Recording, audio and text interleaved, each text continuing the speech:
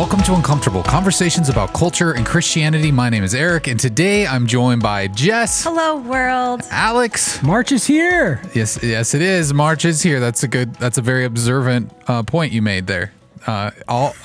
Good thing some of us have calendars and could also say that.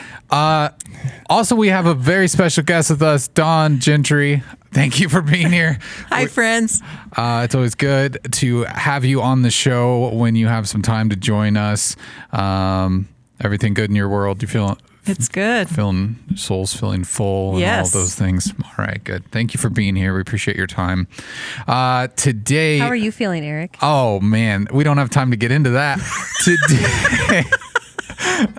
Today, we are talking about the Church of Joe Rogan. Have you guys attended? Nobody? Anybody? I mean, I guess it depends on what we'd consider attending. Yeah. That's true. No, it's not a real thing. Yeah, this title is pure clickbait, just so you're all aware. If you're watching this because of that, it worked.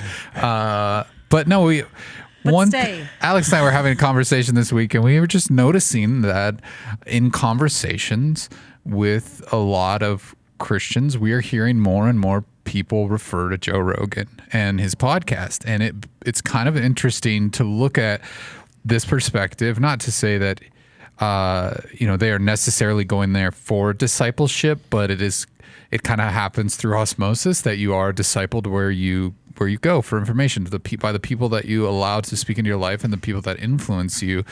And so we thought we'd talk about that and see, is Joe Rogan one of America's most popular pastors and we don't know it? Because he doesn't claim to be a Christian, but he has definitely been entertaining more and more Christian guests and thoughts and asking some of those questions, which I think is an appeal to a lot of people to see someone who, at least from a performative standpoint, is very open to a lot of different ideas. Yeah. And I would say at the end of the day, even if you're like, I never listened to Joe Rogan or I never would, I think the question begs to be asked, like you said, we're all being influenced somewhere, somehow. And the places that we're going for information, the places that we are being formed are what is discipling us. Maybe you don't call it discipling, but for some people, it could be a whole different podcast or a whole video series or something like that. And so, but Joe is at the center of today's conversation. But I've heard it, Jordan Peterson, and he is a believer, but I've heard people like, you can't have a conversation without a quote from him or I was having breakfast even with a friend today talking about this idea. And he's like, but what about Francis Chan? Like, he's a pastor. Should I be discipled by him? And we were having even that nuanced conversation of, well, yeah, sure. Like, I'm discipled in some ways by commentaries, but where are you? Like, you're not calling Francis up. You're not, like, he's not in your life to shape you like that. And so I think that's where some of the bigger picture. So if you're not a Joe Rogan person, but the bigger picture, I think, of this conversation that we'll have is, where am I being discipled? And I have to ask myself that question often. Am I going to Jesus, or am I letting other things that are good, other truths that are awesome, be a place that's discipling me? So, well, and you use the term pastor. I'd want to be thinking about what the term pastor means. Yeah. He's an influencer for sure. Yeah. That doesn't make him a pastor. No. And he's not claiming to be. Right. No, true. Yeah. I don't think he is yet. I mean, Joe Rogan's definitely, if you don't know anything about him, he is he started off as a TV host. I think he hosted Survivor and Fear Factor. And then he moved, he's a stand-up comedian. He's big into UFC. I think he hosted the UFC for many years. Hosts that. He's really helped promote it and kind of get it off the ground in the early years of the UFC. And then he was one of the earliest to do long form podcasting on YouTube in video form. So that, and his shows can go anywhere from 2 to 3 hours. I was just going to say, very long form. Yeah. And so that's where he gained his popularity, and he kind of has a merry band of gentlemen that are always on his show when there's no other guests to be had, like different comedians and things like that kind of surround him. But the thing that I hear most in Christian circles is kind of the praise of he's very open and he's a very curious person. So he asks a lot of questions and he brings in a lot of different perspectives. So anyways, what besides that as we start this conversation, might you think is the appeal to Joe Rogan's audience, or why are people drawn to that type of, whether it's entertainment or information, however you want to look at it? One of the articles you shared with us from Gospel Coalition had the quote, "You'll find your curiosity and wonder awakened, and that reality that we do have a transcendent reality that God placed a hole within us to want. Mm-hmm. And if we're not finding ways to intersect with that wonder and transcendence through the church, through our worship, through any number of things, like we're seeking it, mm-hmm. whether we're finding it in our normal circles or not." And so I think that's mm-hmm. part of what really stood out to me, is like something about the way he's asking questions and allowing wonder mm-hmm. to be okay is appealing to people, because God put that in us. Mm-hmm. Mm-hmm. Yeah, that's good. Mm-hmm. I think the authenticity, I think there's something about that long form in an edited world where everything is edited and kind of co-opt, or, the fluff is cut out. Like, I think there's an appeal to just the long form, podcasts, like him making mistakes, his guests kind of making mistakes, and a longer conversation where you feel like you get to know somebody, and it's not just interview form, but it does seem mm-hmm. a little bit more dialogue. And I do think like there's a polarizing part of who he is, I think, especially to men in a age where maybe there's more gender confusion or allowability for that inside of our culture. I think there's a group of people that are just black and white, and they want things black and white, even though he creates a curiosity. He's the bravado. He's the man's man. He probably attracts a lot of the same people like that a pastor, Mark Driscoll, attracts. And that very much, I'm going to say it how it is. I'm going to not be afraid. I'm not going to back down. Truth is truth. And so there's this balance of curiosity that he has, but also this like vibrato that I think a lot of men can be attracted to. Like, I think if you look up his predominant audience, 80% of it is men, mm-hmm. which is not surprising. And most of his guests, though he does have females, are men, and they fit into that hyper masculine type of machismo. Yeah, type of thing. So yeah. And whether it's constructed or not, it does not seem constructed, that he is fearless. Like he is like unedited. I don't care. You say whatever you want. Like, let's go for it. And there's such an appeal to try to cancel me. Yeah. Like, let's be raw. And I think people want that. Like you said, Alex, they want that authenticity. It's so appealing, especially in a digital age where things are AI covered, or things are edited, or things are switched around. It's like, no, we're going to talk about this. We're going to talk about things that are very punchy and very appealing, and we're just going to like let it sit. And then however you feel about it, like take it or leave it. And there's something appealing and a little bit dangerous to that side, that people are like, okay, I don't want to look, but I kind of want to look. And I don't want to listen, but I kind of want to listen. Yeah. And he talks about things that it seems like others are uncomfortable or unwilling to have those conversations. Yeah. Like, I think from a church perspective, some of the things I've heard from people are like, well, my church won't talk about it, whether it's politics or some of the guests he has on, like he's not afraid to go into those conversations, which, side note, that's kind of the hope in some ways of our conversation, or of this podcast, is to have some more of those taboo conversations. And he doesn't always end with like, and this is how you should think. Yeah.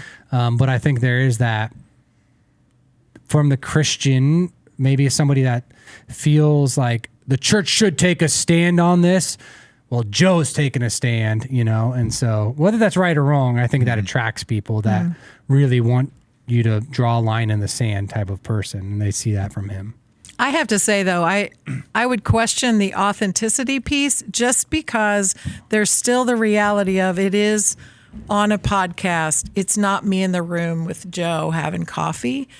And so even saying I desire authenticity and I see it there, that's not the kind of authenticity that God's designed us for, to just watch or listen to a podcast. So he may be feeling it with his guest, but our observing it is not the same thing as experiencing it. It's much more voyeuristic. Yes. Yes. And But that it- doesn't make us authentic because we're Exactly. participating. Exactly. Yeah. But it does go into that parasocial relationship that I think we experience a lot. And it's probably led to some people being more alienated because it's like, well, I don't have friends in the real world, but I do have these close friends that I listen to every week, and they speak into my life, and they make me laugh, and they make me think, and so you start to have this voyeuristic experience where you're kind of a fly on the wall, consuming a conversation that you're not a part of. So you're right. Yeah. It is not. It's the authenticity maybe comes from the topics and the ability for them to share openly, but you're not actually having like an authentic relationship with the person. Right. All yeah. Which, if we're honest, we have to call that out in like a mega church, right? Yeah. Where we have, Mark, who would in other settings or whatever. I wouldn't quite call Mark a celebrity pastor, but we exist inside of a mega church, and not everybody has access to him. So Mark is in some ways shepherding everybody, but in some ways not shepherding everybody. Right. Yeah. And so there's just that reality inside of that where a lot of people may feel that towards Mark or other, pastors or ministers on staff led in worship by Aaron or Jed or Ryan. And they feel like there's this connection. And yet if you went up to them and you shared your name or whatever, it doesn't mean they're going to push you off, but No, yeah. there is that. Security might tackle That, you. yeah, security is going to get you. So I think we have to acknowledge too that we see that even in our church culture or in the church world. And that's where like this idea of what is pastoring, that question that you brought up, what is shepherding? What does that actually look like? And are there layers to that and relational layers to that, which is an interesting thing we can maybe talk about later. But I think it's important to acknowledge that authenticity piece there, you know? So. Well, and to be fair, if you were a big fan of this podcast or another podcast and you spent hours listening to it, but then you took the extra step with your small group, your 4 or 5 closest friends, and then you unpacked it and you talked about the topics in comparison to what you've learned in Scripture, in comparison to what you've learned from the church, then you've got an opportunity for it to lead to authenticity, but Yeah. it doesn't equal authenticity. That's a really good reminder. What do you think?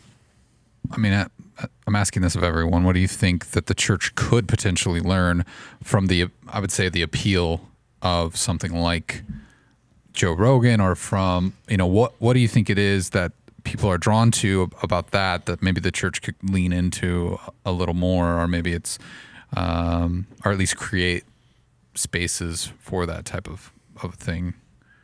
I mean, Alex, you kind of mentioned it. Like a podcast like this is something that we've always tried to, but it's still tough because you're trying to represent a whole organization, and so like even the 3 of us that are on here every week have probably very differing viewpoints on certain issues and interpretation of Scripture and things like that. So it's hard to always feel like we've ended the conversation being completely authentic with each other, just because you're trying to kind of safeguard yourself and the organization and not be misinterpreted and not misrepresent. And so yeah, what are some other thoughts that you guys have around what are takeaways that we could learn from, or maybe even, I would say we could even invert that and say, what are some cautions? It's like, maybe this isn't a good thing.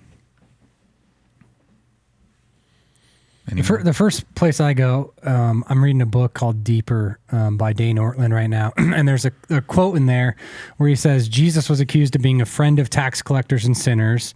Yet that very accusation, laced with contempt, is a deep comfort for those who know they fall into the category of sinners.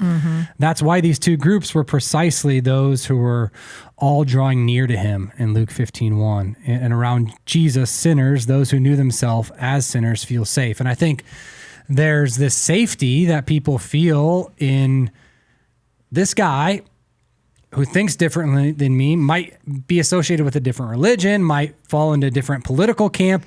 He's still welcoming me to have a conversation, and with a curiosity, not just a, hey, come on here so I can blitz you and burn you. You know, I think we see those places and people traveling to college campuses or people that are just looking for a debate so they can make you look dumb. Right. Like there's this actual welcomeness to help me understand that I think Joe brings to the table in that long form, and knowing that there's not just simple questions. I mean, not simple answers to complex questions. And so I think the church can learn, you know, from that. I think that's in a lot of ways what Jesus modeled. He was close to outsiders. He was close to people that knew themselves to be sinners. And so I think from that perspective, that's definitely one of those things that we can learn. He's not asking people to clean themselves up or have it all figured out in order to have a relationship or to have a seat at the table. And I think that's something we could learn for sure. One of you used the term safe space a second or two ago, and I was thinking about that in terms of, again, back to the article I read. Joe says that his podcast is a place where, one of the last places where free speech is allowed. And it made me wonder if we really believe that the church is a safe space for free speech. And what I mean by that is when you have people who, in stages of faith language, hit a wall, or they have doubts, or they have questions, there has been a tendency in the last 50 years for the church to be like, I'm not comfortable with that. I don't have a place for that. I don't have a mental place. I don't know how to process that. And so we've not been well trained to enter into those difficult conversations of doubt or question. And that means for that person, we're not a safe space. And so I just have been challenging the leaders around me to learn how to be curious, to ask questions. You know, what's that about? I think somebody said at staff development a couple of weeks ago, what's that about? To be curious and to actually welcome the doubts and the questions, because God and Jesus never turned those doubts and questions away. They weren't afraid of that. We don't have to be afraid of that either. And I also like what you said about not thinking we have to have pat answers for complex questions. I think we can learn from that. Yeah. I think that's an interesting idea too, because so much of Christian culture in the past, even on both sides of it, you hear a lot of times someone say, well, I just don't have it all together yet. Or I don't feel like, you know, God would accept me the way I am. And I, you know, you hear that. And then on the flip side of that, you have Christians who have kind of developed this idea that I have to represent God well, I have to portray myself as perfect, or at least give that perception to the people around me. So then when you start talking about doubt, it's like a place that probably both the person that feels unworthy and the person that feels like they're kind of putting up a facade could meet. Look worthy? Yeah, they could meet on that and have common ground, right? And go, you know what, we both have doubts. And yet the church so many times is like you said, Dawn, they don't know how to handle that because I think anytime you look at the internet and how much of a challenge that has been for the church with things like social media, where people can discover new ideas and the church will feel threatened by it because they don't know how to handle doubt. They don't know what to do with it, because the more intelligence we have, the more information we have, the more ability we have to at least attempt to disprove what we read, or at least try to find holes in theology. And then that's like a forest fire for the church to deal with. Or even be curious about why. Yeah. How did we get here? And there are paths throughout church history that tell us how we got here. But sometimes we're so in our bubble of these are the 5 things that we can't ask any questions without everybody around you being afraid. The forest fire is probably like, it only takes a spark, right? Yeah.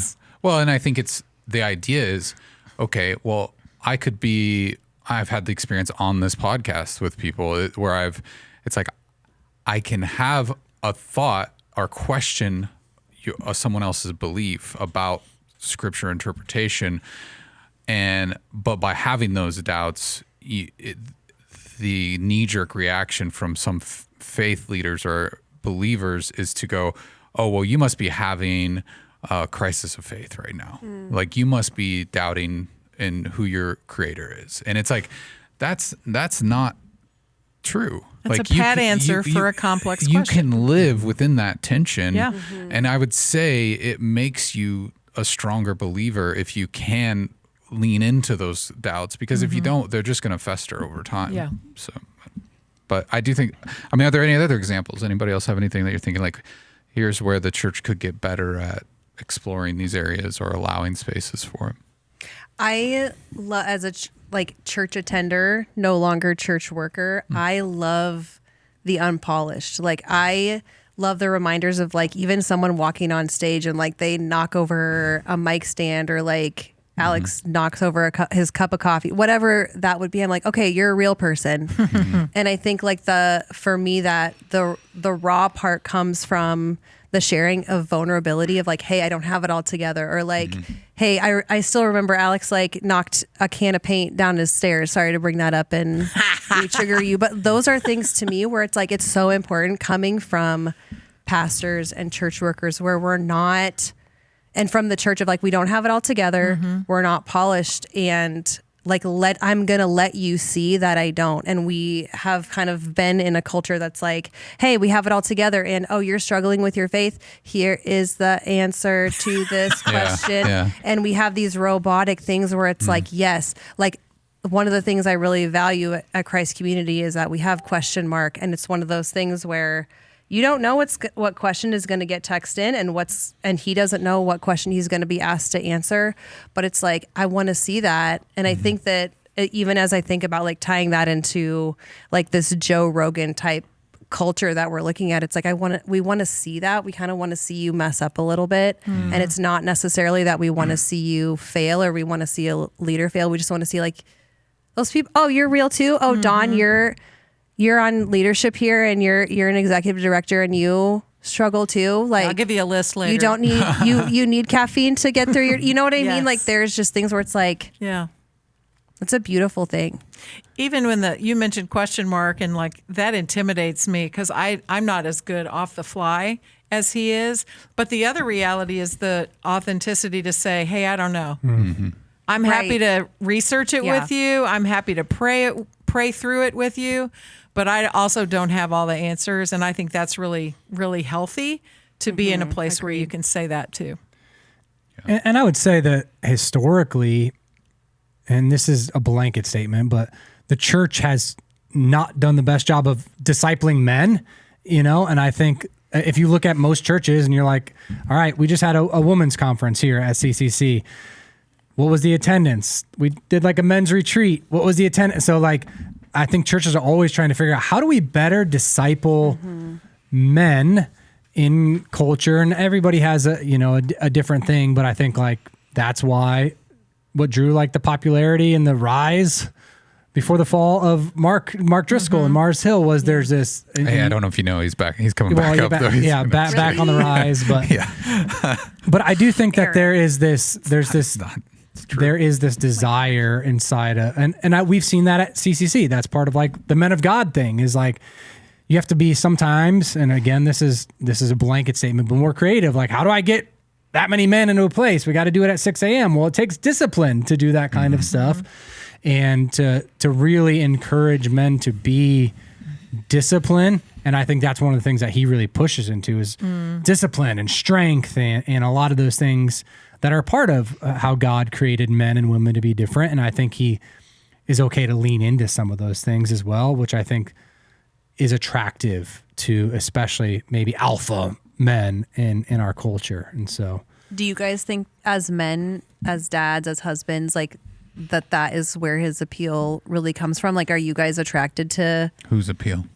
Joe Rogan's appeal and just that, the heart of a man? Because I feel like that's maybe what it's like. It's a two-edged sword for me because I think a lot of times guys really, men in culture, there's this kind of idea that they're in a weird spot because of feminism and all these other things, and that they can't. They can't just be men anymore, and that they have to hide their feelings. They have to like all the stereotypes that you hear, and I think it's like anything. There's a little truth and then there's a little bit of not the truth, and at least from my perspective is I think yes, men do want to like have an authentic community and they want to hear like a message that's encouraging to them to go like, hey, you know what? It's okay to be a man. You have, you are different than a woman. You have different desires, different motives, different strengths, different weaknesses. Like all that stuff can be good. But I think when men want to rally around other thoughts and ideas that tend to be more,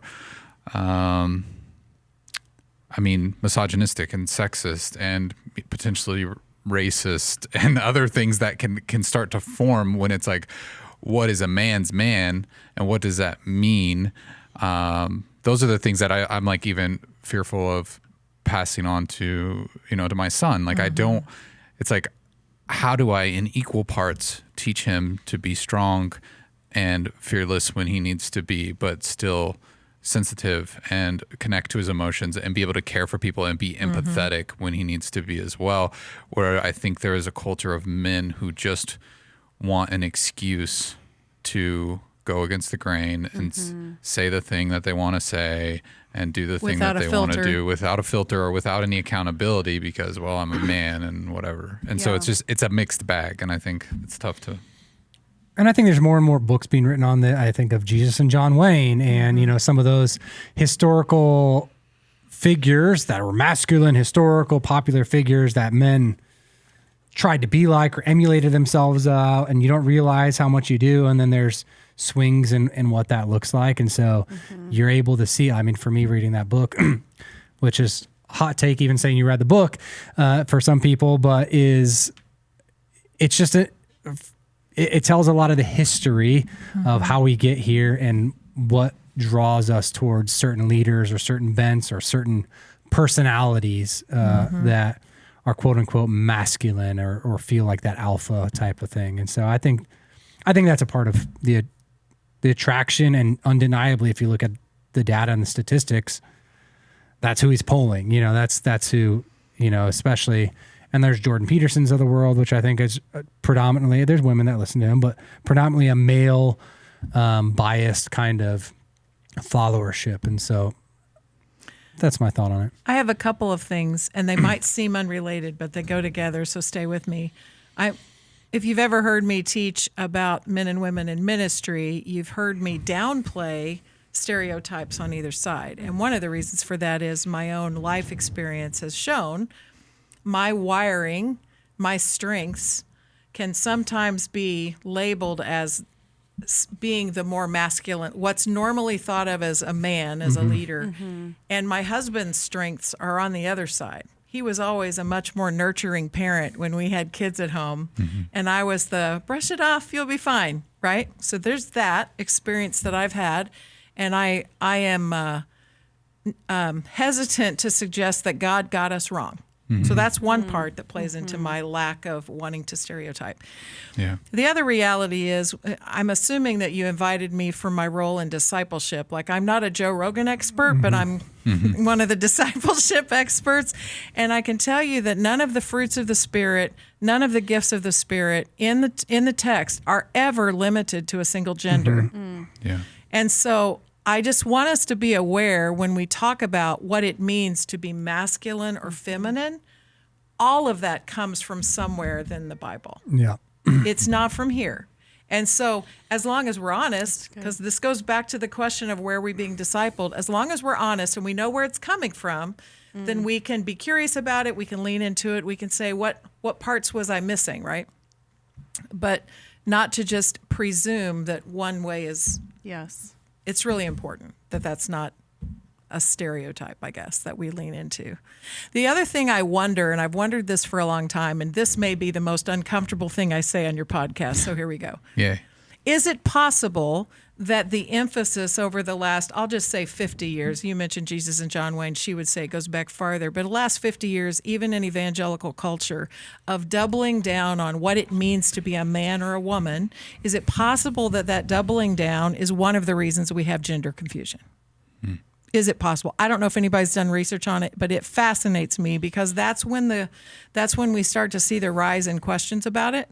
And so if you have a male in your life that is an artist, is a soft-spoken, is gentle by nature, by personality, and he sees that the only way to be a man is XYZ or Joe Rogan or whatever, could that cause some confusion? Whereas if we just said, you know what, God wired us all differently, all kinds of personalities, all kinds of spiritual gifts, God has a place for you. So that's just coming to mind, even as we're talking about this conversation. Really, it's missing because we've made it out to be so important. Yeah. Yes.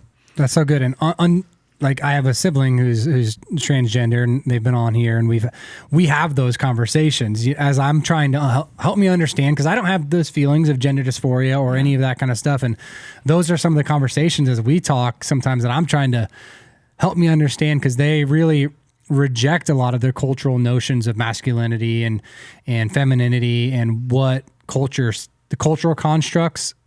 And yet they're also like, but I feel this way because I fit into the molds, And so those are always fascinating conversations. And I'm sure there's going to be, more and more research begging, to answer some of those questions as we look back. And 50 years from now, I do think those are going to be some really difficult things to weed into and to try to navigate. How does that pendulum swing inside a culture? Yeah. That's really good. Yeah, that is... the masculine conversation has always been something I've struggled with so much, because I have, like, in my family dynamic, I am the youngest of 5, but I have 2 older brothers, and it was just interesting to watch them interact with my dad versus the way I would interact with him, because it was like all my interests were not, the masculine interests. Like I liked movies and TV and video games and things that weren't like cars and building things and mechanics and that sort of stuff. And so it is tough, and it can cause confusion, and I see why that would happen.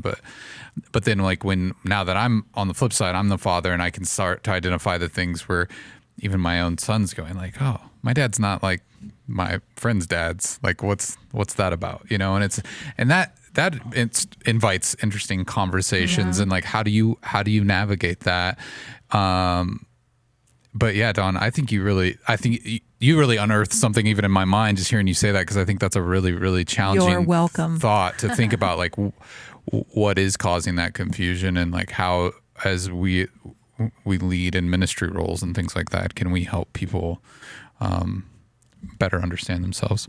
All right, let's move on from there a little bit and go into some of the dangers of secular discipleship in general. I think, like, just to reiterate, Joe Rogan is not a pastor. That's kind of just a joke we're making. But when people are going to him and kind of, I feel like they're in some ways praising him and the way that he's just a free thought thinker, does that invite certain types of, like, a false sense of open-mindedness, to where all theories and all opinions and all viewpoints are equal? And is that what the type of thing we're introducing? I don't know. I'm curious what you guys think, specifically on what some of the dangers are of secular discipleship.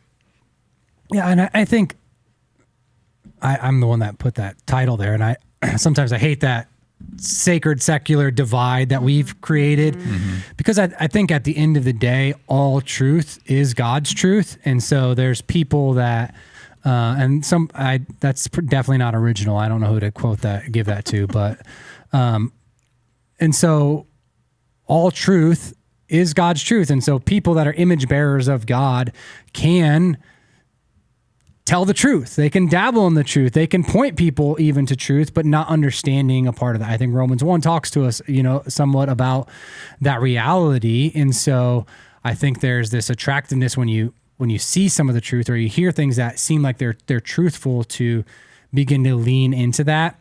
Yet we also have to be very careful when we're leaning into that okay, but this isn't all truth, and this is, where does truth come from? And then you have to start asking some of those bigger, maybe apologetic kinds of questions. And so I think everybody is in some way, whether they admit it or not, discipled through spiritual people and non-spiritual people.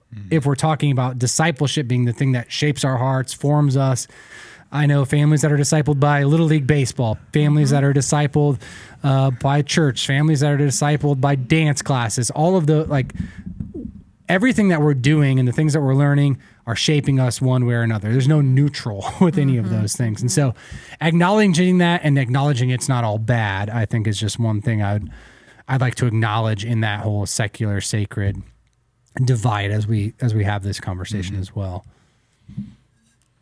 But I think sometimes it feels like throwing a bowling ball really hard without any bumpers, and you're just kind of flinging it down the lane and not really sure where it's going to hit or where it's going to go. And I think, like, for me, the danger is that you can get really hurt if your eyes aren't open or you're not paying attention to, okay, I have one pair of ears and I have one pair of earbuds that I'm listening to, or I've got one place that I'm going this weekend, and like that's my influence. Like, you get to choose what you're around or who you're around or what you pay attention to, and there is that danger of you can get really hurt if you, because we have a choice, we have free will, we get to choose who's around us and what we listen to. And yeah, if we're kind of just in an echo chamber of one thing, or maybe something that is all secular, and we're not, like, where are we getting fed spiritually? Like, that can cause a lot of pain, not just to ourselves, but to other people around us. And so that's just kind of what I'm thinking as you're talking about that, Alex. You talked about having choice, but then if you throw in the mix, what kind of influences are your kids getting? Right. That you have control of more than they do. What's the music that plays in the background all the time? How is your time? How's your calendar look? So there's that old, I think this was from Stephen Covey 25 years ago. Like, if you really want to know what your priorities are, look at your calendar and your checkbook, right? And so on average, even a 3-hour podcast is longer than most people spend in church and Bible reading in a given week. And their small group. Yeah, that's good. That's good. Yeah, right? It's like you're just not realizing the amount of time is being given over to scrolling on social media, to listening to secular podcasts. And again, like you said, there's good out there too. I've learned a lot from minimalist podcasts, and they aren't necessarily Christians, but they're helping me live in a way that's more in line with my values. Does that make sense? But yeah, there's things that we are choosing for our kids too. And I think that's really powerful to think about what those sounds are that they're hearing, where they're spending their days. Yeah. Eric and I have talked sometimes, like, about when we're talking about the direction of the podcast and maybe lamenting sometimes of, it would be so much easier to build the following if we just talked with so much more confidence and we just always acted like we were right and we just doubled down on it. Like, if we just double down on we're right and everybody else is wrong, it seems like there's a formula out there that works.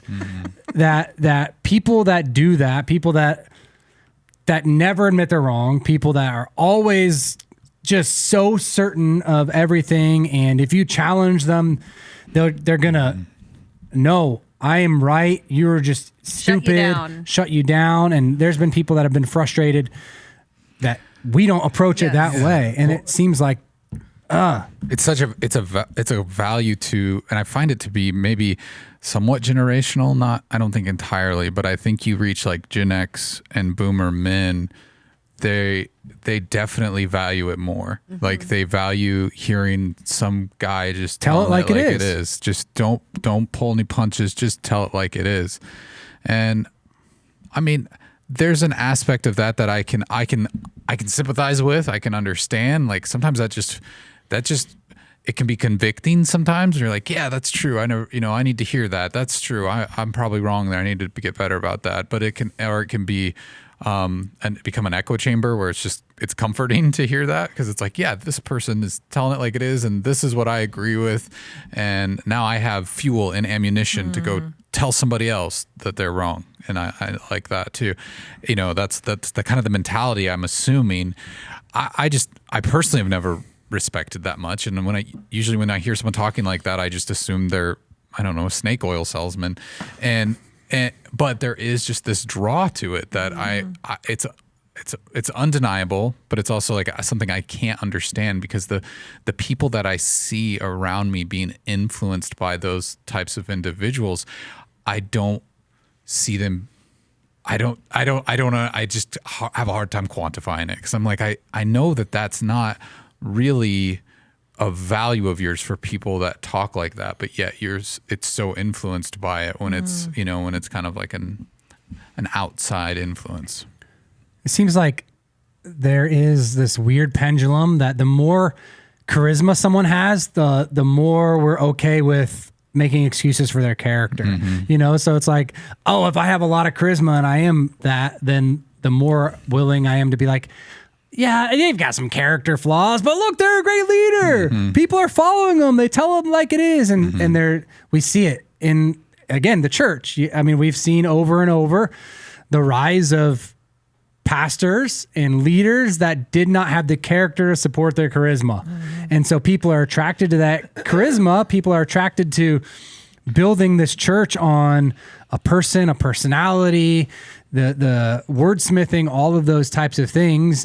Meanwhile, they just don't have the character to withstand it. And then we get shocked when things go awry and we're like, yeah, but people have been questioning their character the whole time, but you've been like, we get blinded to it. Like, we're like, yeah, I know I used to say that person was evil, but now they've got charisma and they're on my side. And I mean, they don't need to have all the fruit of the Spirit. I don't have, David didn't have all the, then all of a sudden, like, we make all these David comparisons, like, but he was the king. And you're just like, or you hear that, like, well, to be a strong leader, sometimes you just have to forgive the infidelities because, they just have a higher level of testosterone. And, just the most random, the most wild excuses. And you're like, oh, okay, I'm trying to wrap my head around it. And that's across the board. And I'm trying to like rationalize this with like what I read in scripture. And like, yes, God used broken people. Thank goodness God used broken people, right? Or none of us would be here. But still, like, to use that as a justification where you would not let any other individual slide by with that, justification. Yeah. Like, Jesus had grace, but he also called us to better. Yeah. And that's across the board. That's politics. That's athletes. That's everything. There's people that you're like, well, I mean, if you were in the NBA making millions of dollars, of course there'd be women after you all the time, Eric. So why wouldn't you slip? Like people justify those things, and we're just like, that wouldn't happen in anybody else's life. So I think we get to question those people. That's where I'm living now. I'm not like, if I saw something like that, I think that those are the things where I used to say, yeah, don't question that, or that's just that person, or, oh, that's Mark Driscoll, that's how he acts. And now, as an adult that sees the character of Jesus, that sees the fruit of the Spirit that we're supposed to be showing and growing and giving to other people, that does not fit in my faith. That does not fit in the Jesus I know and the culture that I want to foster for my family. And for my people. And so I'm like, part of me is like, I get to question that now. Like, I used to sit and say, fine, that leader's up there, but I don't know. I think that we need more people to do that. And I'm not sitting here saying that, oh, I'm 100% right and we should just buck the system, but at least we get to. We don't just need to sit back and say, okay. Yeah. Jesus gave us great examples, like the way he lived, but we also have great teaching of what it looks like to be sanctified, to become more like Jesus. And since you're using the term discipleship, the definition we give it is to follow and become like Jesus. So if there was nothing else you were doing other than asking about your podcast or your best friend or your website that you frequent, does this help me follow and become more like Jesus? If you have a deep foundation in the Word already, you have more discernment when you listen to a secular speaker. And so that's important to acknowledge too, right? The listening is not the problem. the listening to the exclusion of other important voices is a problem. The listening without discernment because you haven't learned enough foundational scripture or character of Jesus is a problem. And so being able to listen in conversation with what you know to be true, and with people in a small group, right? People that know you and love you and want to have that authenticity with you, and go deep enough to challenge the things that are said that you're like, hey, by the way, I heard Joe Rogan say this, but that doesn't align with what I've read in the scripture. Can we talk about that? Yeah. I think all those things are important too. And there's a danger. I mean, Paul talks about it, I think, especially the book of Colossians. And speaking of character and charisma, someone wrote a book that I think popularized the phrase, Jesus plus nothing equals everything. And they wrote it on the book of Colossians. But with this real truth, this real idea that Jesus plus nothing equals everything, and everything minus Jesus equals nothing. And that whole idea of, what Colossians talks about, the supremacy of who Christ is. And Paul talks about that. He tells people in Colossians 2:8, see to it that no one takes you captive through hollow deception and philosophy, which depends on human tradition and the elemental spiritual forces of this world rather than on Christ. And so there is this tendency, I think, especially in American culture, to want a lot of Jesus, but plus something else alongside. And Joe Rogan might feed into that because, he'll bring in some of the Jesus, he'll bring in even some of the truth and some of the morality that he's searching for and calling people to, yet alongside the dabbling in, shrooms a little bit or other spiritual forces. And we have to be aware as believers in discipleship that the best lies are tied up with truth. That we have a sneaky enemy who isn't just out there blaspheming. He's trying to convince us by pulling us in with the bait that is like, it looks a lot like the real thing. True. Yeah. And so we have to be aware of that too. You brought up Colossians 2, and in the next chapter, Paul tells us, set your mind on things above, not on things below, right? He gives us a template for what that looks like. And so when you think about, what am I putting in my mind every day? What am I listening to? Who am I giving time on my calendar?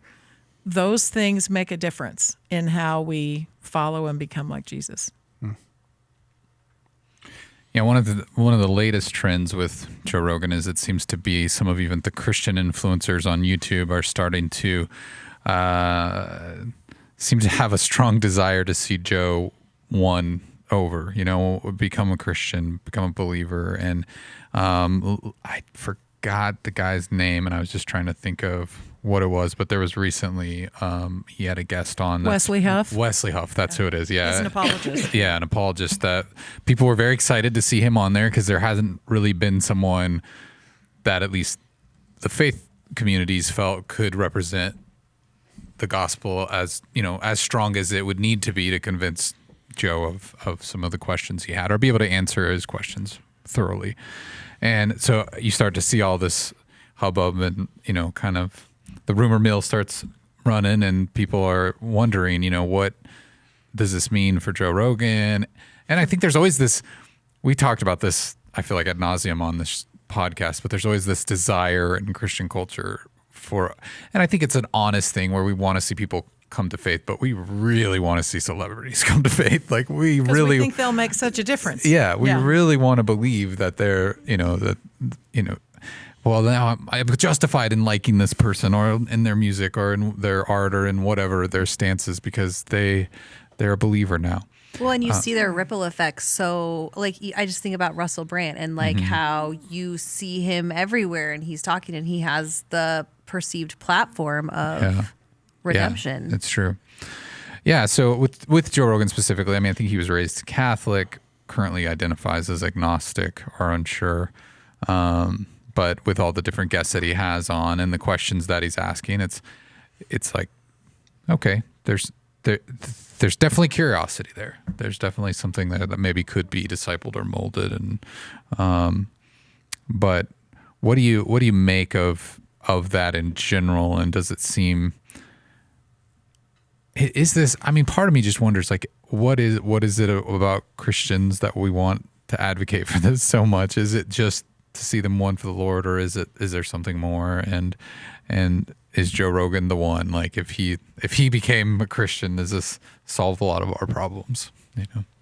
Does that relate to wanting to be with the in crowd? Like, yeah. If he, then I would certainly, that I would be in the in crowd if he was. Yeah. Because he is, right? Yeah.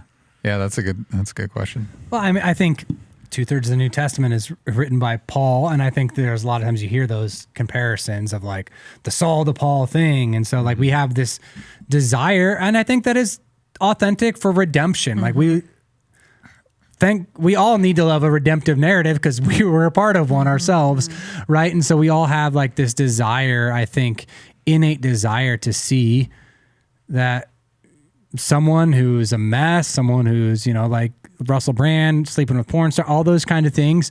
We have this innate desire to see, and this curiosity of like, even them, like even them, God could reach even them. And so there's this rooting for, and then this hopeful, like, man, if other people, in my mind, sometimes it's like, man, if other people who are as broken or less broken than that person can be reached, then it gives me this hope of like, yes, God is still working.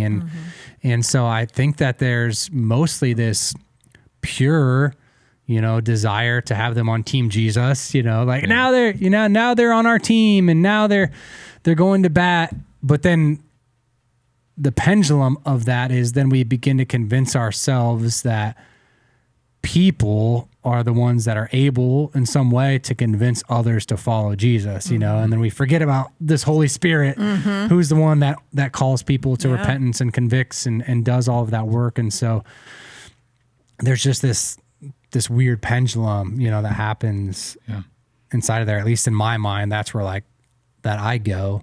And then I get super disappointed when Kanye just goes off the rails again, and you're just like, because I had such a genuine like hope for it, or Bieber, or what, all these people. And so there's that. You released such a good gospel album, and now you're a Nazi. That's rough. Yeah, it's just, you don't know, and it's just our hope is not in people, right? And but sometimes it's easier to place our hope in. But that's it, right? Like that goes back to the beginning of the conversation. It's like we do tend to put our hope in the celebrity pastor, in the influencer, in the podcaster that has all the more popular people on it. Why do we put our hope in those people? Yeah. Is it just like, is that ingrained in us too, to seek a savior and not realize that Jesus was already the one? Mm-hmm. It's much easier to have faith in the moment into something tangible that you can see and is convincing you in real time right there. I think sometimes that's... Or the loudest voice. Yeah. And there's oftentimes like I want to just put a thought out there and sign it C.S. Lewis, because I'm like, because now it's, there's like legitimacy to it. If I put like tag it with C.S. Lewis, or I tag it like with somebody else, then I'm like, then people are going to share it, even though it's mine. All right, if you post Keep It Christian MLK, I'm not going to believe you. But because there is like this weird weight that we get, or Tozer or whoever, there's this weird weight of like, but if Don said that, like, am I putting as much, that's a truth bomb, because this person said it. And there is this weird thing we do in Christian culture that attaches way too much truth, to influence, or to even just great people. Like Clyde, great guy, he did a lot for the church, and I'm thankful for it, and thankful for so many brothers and sisters that came before us, and, Luther and so many people that paved a way, but at the same time, it's just so quickly the elevation of that person can happen inside of our hearts that we don't realize it, or we don't admit it. And it gets scary because it's not that Jesus only thing. So, well, you said it's in Christian culture, and that's only because Christian culture has acquiesced to the world's culture. Right. Yeah, that's good. And that's sobering. Because there are lots of ways that we do that. Yeah. But there's nothing in Jesus' gospel that suggests we're going to be rich or famous or influencers if we follow him. Nothing. Nothing in there. We'll be surrendered and possibly persecuted. A lot of not in power. We'll be humble, right? We'll be putting ourselves below other people. That's not as popular. It doesn't sell podcasts. Part of me feels, true. and just even just on the therapist side, I see people designed to be hopeful. And it's almost like when we are looking at this hopeful lens that like God created, we're hoping for a future. Like there's a home for me in heaven, and I'm hopeful of that. And I look forward to that.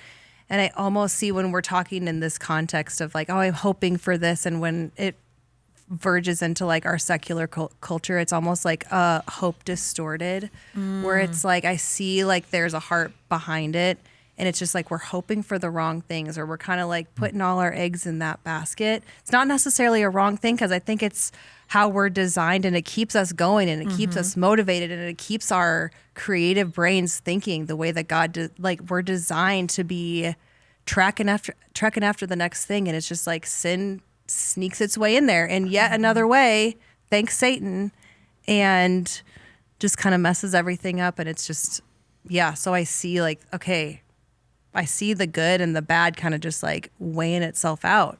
It's the frustrating part, I think, of where we're at, and Jesus just needs to come back. We have hope in a future home, but I think we're also given hope to share hope where we are. Right. And I think sometimes we acquiesce that too, instead of trying to build the kingdom on earth, to actually live into what we pray in the Lord's Prayer, that we just focus on the future. And so to not be dissuaded by the lack of hope in society, but to say, no, I want it to be better here and now. How can I do that? How can I bring the kingdom where I am today? That's a harder question. And I think at the end of the day, I want to be educated and to learn and to be able to be sharpened at a distance sometimes, because then like I'm okay being sharpened by a Joe Rogan or this pastor or that pastor that's at a distance, because then they don't have to know my flaws and they don't have to deal with all that. And I don't have to deal with all that yucky stuff. And yet when we do church the way we're called to do it, discipleship the way we're supposed to be an embodied community. We're supposed to be with other people doing life together, as we often talk about here at CCC and many other churches. And so we're called towards intimate community where confessional communities are built, where people know the best about us, but also the worst about us, where people are sharpening us. I mean, over and over, you can't one another without others. That's right. And we can convince ourselves that there's this deep desire, this design, this itch that needs to be scratched. And sometimes we were like, but they got it. I don't need to deal with it all. And being in a real deep community forces you into the darker layers of your soul that you don't want to bear with everybody because it's painful. And so we can kind of keep at a safe distance when we're being shaped in all these other places. And so even if someone attends CCC and they love Mark, awesome. I'm glad that you love Mark or you love any of our teachers, but get in a community group. I lead our 101 week 2, and every week I'm like, if you had to make a decision, and maybe I'll get fired for this, but if you had to make a decision, you have 1 hour a week and that's all you have to give to faith in this church, be in a community group and skip Sunday morning. And maybe that's the worst answer, but I'm like, I think that you're going to be in real community with real people. And I think Sunday morning's powerful, preaching's good, communion, all the all that stuff's good. But man, where I've seen my life change, sermons are good, but isn't through good sermons. It's through real intentional conversations and discipleship, that's happening. And so hopefully nobody has to make that decision. And really, if we're having that conversation, we can also find a lot of other ways to open up that time in your life. But for me, I'm like, and I would tell that to parents, often is like, hey, we can only come Sunday morning or Sunday night to a small group. I'm like, that not every kid in the student ministry is going to have my number to call, but I want them to be in a deep community with other kids their age and a leader that's able to have their eye on them a lot more and shepherd them a lot more. And so I think that's a reality too, is deeper, authentic community has to be developed, and it feels safer to place our eggs in the basket of somebody else that's out there. Yeah. Yeah, and I think an encouraging takeaway is that it seems that people are maybe now more than ever very hungry for truth. They're looking for it, they're seeking it out, and I think that should be an encouragement to the church, because when Christ is the truth and the way to truth, we can be there, and we can be kind of that refuge in all of the chaos and all of the misinformation and noise and everything else out there. So thanks everybody for this conversation. We could go on and on, but I think we've landed the plane, which it's not a guarantee anymore. Sorry, didn't mean to stick that little jab in there. Thanks everybody for listening, wherever you are, whatever you might be up to. We really appreciate it. And if you have any questions or concerns, you can always reach out to us on social media, on Instagram or TikTok at CCCOMA Podcast, or send us an email to podcast@cccomaha.org, or you can leave us a voicemail at 402-885-9930. But until next time, we'll talk to you then.